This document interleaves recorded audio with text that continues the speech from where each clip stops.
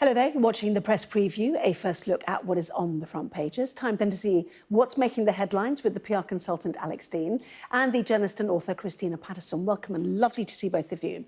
So as ever, let's check out those front pages, shall we? Starting with the Eye, and the growing expectation of tax rises in the budget later on this month leads the Eye, which says that if the basic rate of income tax is increased, it will break a 50-year taboo, the first rise since 1975. But according to The Times, 1970-style tax rises are exactly what she is planning. The Daily Mirror implores the Chancellor, whatever she decides, to make it fair. But after her speech today, ahead of the budget, the Express goes with the Conservative line that Rachel Reeves is just blaming everyone else for the country's problems. Well, in keeping with Bonfire Night, the Star says the Chancellor got a rocket over the threat of tax rises. The Metro pictures, meantime, stabbing hero Samir Zutani, the rail worker who was seriously injured, saving lives while tackling the knifeman. His family tell the paper he's always been our hero. The Guardian leads with a warning from the Health Secretary that people who work in the NHS are having to bear the brunt of a resurgence in what he calls an ugly racism, which is reminiscent of the 1970s and 80s. In The Telegraph, allegations of serious and systematic editorial bias at the BBC brings calls from the Tory leader Kemi Badenoch for heads to roll, not least that of the Director-General, Tim Davie. Daily Mail turns its fire on Labour's education policy, with the Tories accusing it of dumbing down schools with planned changes to the national curriculum. And finally, The Sun pictures footballer David Beckham after receiving his knighthood from the King with the headline, "Finally, Sir Golden Balls." Is that how you spell golden balls? I don't think so. OK. Oh, because he was crying. Yes. I get it now. I was slow. Anyway, Alex and Christina are here. Welcome and lovely to see Thank both you of very you. Rachel Reeves leading many a front page, not surprising perhaps, given what we heard today. So, your view, both of you. Alex, why don't you kick off? Just getting her excuses in early. What do you reckon? That's right, but the thing to stress is governments don't normally do this. The point is that budgets are supposed to be confidential because they move markets, because you don't reveal what you're going to do beforehand. You certainly don't normally give a speech trailing what may be coming. And to be frank, the reason they've had to do this is that they're going so late.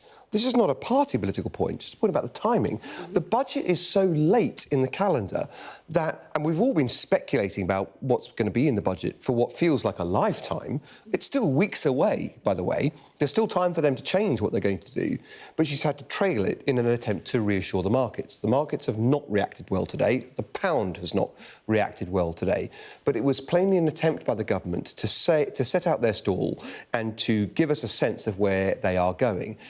The front of the Daily Mail, Reeves's waffle bomb is Andrew Neil's attempt to give us a quotable notion of what it is.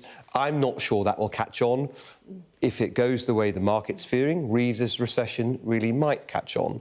In the meantime, I will say, I don't think a government will ever go this late again in a budget. I think it's very bad for retailers. People are waiting for Christmas, and a late November budget is bad for them. And the sheer amount of speculation we've had to endure before this budget is just not a good idea for any government. Yeah, I mean, you quoted the Daily Mail there. If we have a look at that, Reeves's waffle bomb was only one of the excoriating comments laid at her by Kemi Badenoch. One long waffle bomb, a laundry list of excuses. She blamed absolutely everybody else for her own choices. A masterclass in managed decline. This woman needs to take responsibility, etc., etc. It wasn't necessarily outlining the budget today. It was outlining the challenges that she is facing, the so-called headwinds, including, I guess, some that are newer to her, which is the Trump tariffs, the massive increase in defence spending, for example, and the OBR revision on productivity figures. So does that give her some justifiable excuse about where we're heading? Yeah, I think... I mean, frankly, it was very boring, is the truth of it. But, but I do feel enormous. I mean, I think their last budget was a mess-up, but I do think their options are very limited. I think they were mad to say they wouldn't put up taxes because, or release taxes on working people, whoever they may be, because clearly that's the only way to raise the kind of sums they need to raise. And I think it's becoming pretty obvious that they're going to add either 1p or 2p to income tax across the board. and that won't be popular, but it's probably the only move that will raise enough tax to give her the so-called headroom that she needs to not have to do this all over again. I mean, to be fair to Labour, they did inherit a mess. They also did have some time to prepare for government, but they did inherit a mess, and the Trump tariffs they didn't create, and the situation in relation to Ukraine has got worse since Trump was elected, because we're all being expected to stump up much more, and that might be fair in the long run, that America doesn't fund NATO, but that's going to have a hefty price tag for European countries, and taxpayers are going to have to pay for that. And there are all kinds of other things. You know, she is tied to the bond markets. You know, good old Andy Burnham says, oh, let's forget the bond markets. Well, you can't. You can't, because essentially we're paying billions and billions and billions in interest on government borrowing. Well, is it 9% of our, or just over 9% of our overall government spending? And if you fueling our debt. You know, it's like the most delicate Ming vase you have ever carried in your life. And you know, as Liz Truss discovered, if you take a step in the wrong direction, then it all explodes. So I think her options are very limited. I think she is probably right to sow the seed of this tax rise. I think the tax rise probably should happen. It won't be popular, but if they tell their story clearly enough, people, I think, will understand. It doesn't mean that they will vote for them again or they'll be popular. But I think if people understand that we're in a hole partly for things that are not the government's control, and that has to be solved. And if you want the NHS to get better, if you want all kinds of things that are running pretty badly to get better, the money has to be found somewhere. But there is something that's in the government control. It's called spending, isn't it? Yeah. And actually, as we saw, you know, our economics editor, Ed Conway's charts earlier show quite clearly that some of the U-turns that's MPs' problems. I mean, I think the public would. It's party management, and if you can't manage a party, I agree. I think that is true. What are you doing? I think that is true. Yeah. With this close to general election, 1 year on, I mean, they couldn't get their own revision to the welfare bills through, and whether you think those changes were good or bad, they might pick the wrong people to do it to. People, you know, with disabilities who needed help getting dressed. I'm making a point about politics now. Right. If you can't get the changes you think are right as the government through with an overwhelming majority, then you're basically saying welfare is unreformable. And I, as a Tory who lost the last election, thought at least we could see some welfare reform now. We couldn't do it from the right, we might see it from the left. And they've basically now said welfare can't be reformed as our welfare expenses blossom. But I will also say this, and Christina made as elegant a defence of the government's position as can be made. But really, if they were going to reverse ferret on the pledges they made at the election, they should have done it last year. They should have said, we got in, it's much worse than we feared, we've got to take drastic action, we're changing course. I know we said this, but actually, in 4 years' time, if you think what we're doing now is terrible, vote against us, but we're doing what we think is in the right position for the country. Instead, now, mid-Parliament, it looks like they're going to break the pledges they made at the election, and since the budget, where, I just remind you, she said she'd never come back and tax us again. She said last year's budget was really hard, and she wouldn't ever come back and do it again.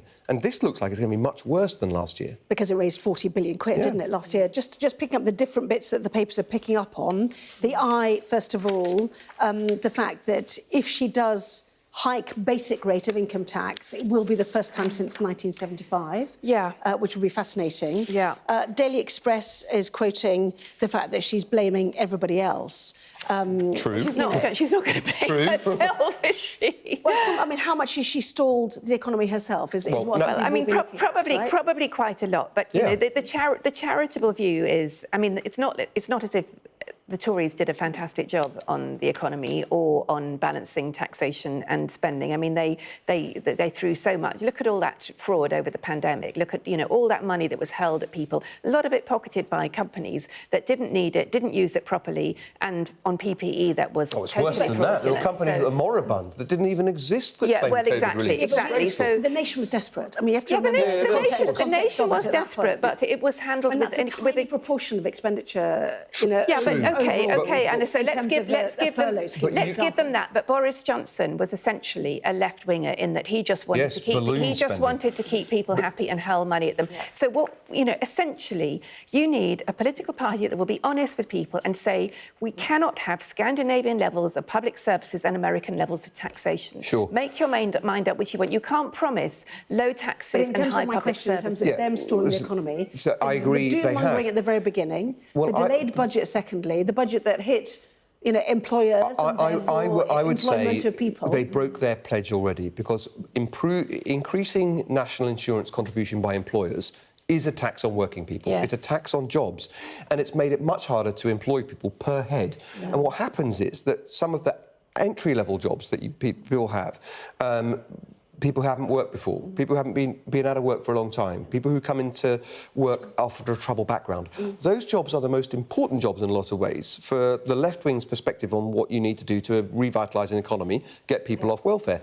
They've made it harder to employ people, and that means employers up and down the country have reduced headcount, have limited the number of people they're going to hire, and have not replaced those who've departed. And on this thought, on the front page of the Daily Mirror, make it fair, Rachel. I mean, there's a sort of a genuine question about what it means to be a wealthy person, or at what point you're comfortably off that you can take a hit. Yeah, and this will be interesting to see where they draw that line. Yeah, well, fair is somebody else paying tax and not you, isn't it, basically? Exactly. So, of course, people think wealthy people should pay tax, but nobody thinks they're wealthy. And actually, there will be people, I don't know if they're going to introduce a property tax, but if, for example, it was on houses worth over $1 million, I don't think they are mooting $1 million, I think they talked about $2 million, but if it was over $1 million, there would be quite a lot of lucky people who'd bought their houses for, 30 grand or something that are now worth 40 years ago that are now worth $1 million. Should they have to sell up because some of those people will not be able to afford to pay expensive taxes? So, I mean, essentially, people always say that wealthy people should pay tax, and it's always, there should be a wealth tax. It's always somebody else. Yeah, I think this is an hour programme on its own, which we will no doubt have several hours on Budget Day itself. But anyway, the speculation continues because it's a late budget, as you said. Lots more coming up, though, in the next part of our programme. Including the front page of The Guardian, as the Health Secretary warns that NHS workers are facing the brunt of an ugly rise in racism.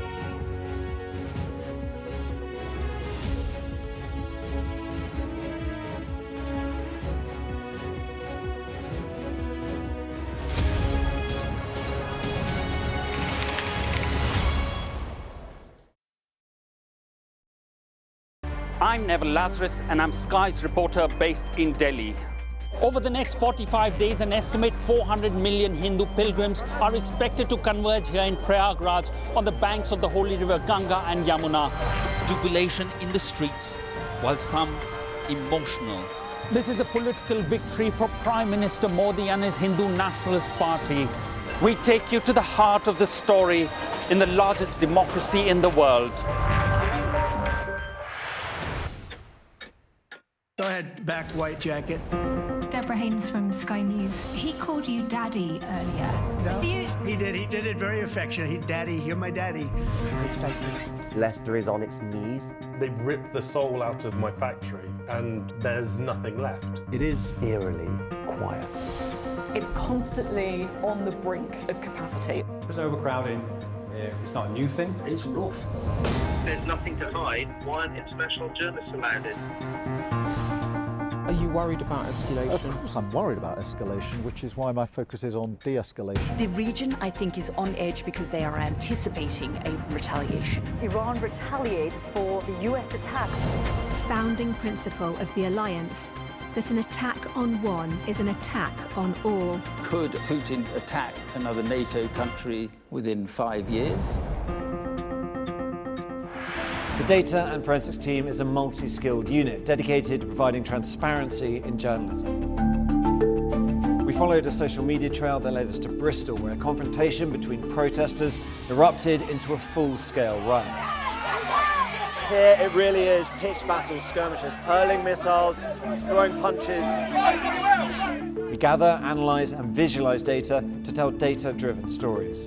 Sky News has been given exclusive data. Sky News has seen 72,000 posts used in this way. Elon Musk says it is, quote, a viper's nest of radical left Marxists who hate America. I think we would generally be called far right, sure. It's called Return to the Land. and they invited me in. Its founder says he is building a fortress for the white race. I kind of want to ask you, after seeing this, do you think what we're doing is immoral? I'm Tom Cheshire, Sky's data and forensics correspondent. I'm Stephen Murphy, and I'm Sky's Ireland correspondent based here in Dublin. The waters of Ireland and Britain should be home to great white sharks. If there are great white sharks in this area, there's no reason they wouldn't come here to feed. It's basically a buffet on a beach. This could be not only a record-breaking storm, but potentially the most dangerous storm ever to hit Ireland. What might happen if Russia attacked the UK? This is clearly an enormous show of force. It is definitely out of the ordinary. We ran a war game with former ministers back in the hot seat. Ben Wallace. Amber Rudd. Jack Straw. It's the kind of war game that's genuinely tested inside government. The Russians are signalling that there may be an attack. Russia knows our weaknesses, but do you? I'm Deborah Haynes. From Sky News and Tortoise, this is The War Game. Listen wherever you get your podcasts. Breaking news we're getting now from Kentucky. There appears to have been a plane crash. Some extraordinary pictures coming through to us from Louisville. The reports are potentially that this is a cargo plane, possibly owned by UPS, and some reports suggesting it's also hit a building. So reports then of this massive explosion, the resulting fire and the billowing smoke that you can see now, possibly the result of a crash involving a cargo plane with UPS Airlines, and this is near the Muhammad Ali International Airport in Louisville, Kentucky. So that breaking news with those extraordinary pictures coming through to us in the last minute or so. Live pictures now, as you can see, closer to the scene. Obviously, an emergency response is underway after this fire. People within 5 miles have been told to shelter in place as well. Clearly, they'll be trying to assess the situation and await news on any casualties as well. We are awaiting more pictures and information on this, but it does appear that there has been some form of plane crash, possibly involving a UPS cargo plane in Louisville in Kentucky. This is a breaking news moment. The fire, as you can see on the right-hand part of that picture, still underway, and the emergency services at the scene. Well, you're watching the press preview with me once again, the PR consultant Alex Deane and the journalist and author Christina Patterson. Christina, let's go to The Guardian, shall we now? And this is where streeting the difficulties of working in the NHS and the, some might say, toxic environment we have at the moment. Yes, I mean, this is a very disturbing story. He's talking about an increase in what he calls ugly racism in the NHS. And, I mean, it's interesting. My local hospital is in Hackney, it's Homerton, and I was there last week. And there are a lot of signs in almost all NHS places now talking about the need to treat staff with respect, about not abusing staff. And I just think it's incredibly sad that it's deemed necessary to put those notices up. And I presume that they are put up because people are being extremely rude to members of staff. And, if you look again at my local hospital, which is true of many, many hospitals and GP surgeries in this country, that a very high proportion of the staff are non-British and non-white. And the fact that they are being actually treated with racist insults is truly alarming. To the Telegraph now, and if we can do these stories, as we've got quite a few stories to go. Head should roll over BBC bias. Yeah, this is the story they covered last night. Unforgivable to have spliced together moments of a speech that were some 54 minutes apart to give an impression that somebody was saying something that they were not. President Trump had said, we will march peacefully, and that part was left out, and it was given to the impression of Panorama viewers that he was encouraging people to be violent. And that was left uncorrected for years until a whistleblower pointed out what Panorama had done. It's very easy to call for heads to roll, but I think on this occasion it's correct to say you cannot have people... I'm not saying the Director General necessarily needs to go before he was on in post, but somebody has to be responsible for that egregious falsehood. OK, and the Metro... finally, we have the name of the injured rail worker who has been praised for saving passengers' lives by tackling a knifeman on his train. As his family insisted, he's always been our hero. It's very, very sad. I mean, it's just, and it sounds as if there were several opportunities for this knifeman to be caught, and tragically he wasn't. And one can only hope and pray that Sami Zatuni does make a good recovery. His family have said, people have said he's a hero, and his family have said he has always been a hero. Clearly, he did save lives. A very, very brave person. And finally, let's take a look at the Sun. Finally, Sir Golden Balls. I spent months crying, admits knighted Beckham, Sir David and Lady Beckham. The man has been a UNICEF ambassador since 2005, the poster boy for sports, an immense patriot, worked his lungs out for England. What took it so long? Both of you, thank you very much indeed. Alex, Christina, thank you. See you for more shortly. Top stories coming up for you next. I saw police being forceful, pushing young men and women to the ground as they made almost 100 arrests. Will the cold affect your voters? Well, we have a lot of tremendous support. What country are you From the UK. Okay, we don't give a crap about your opinion and your reporting. Why don't you go back to your country where you have a major migrant problem? I'm Martha Kellner and I'm Sky's US correspondent based here in Los Angeles.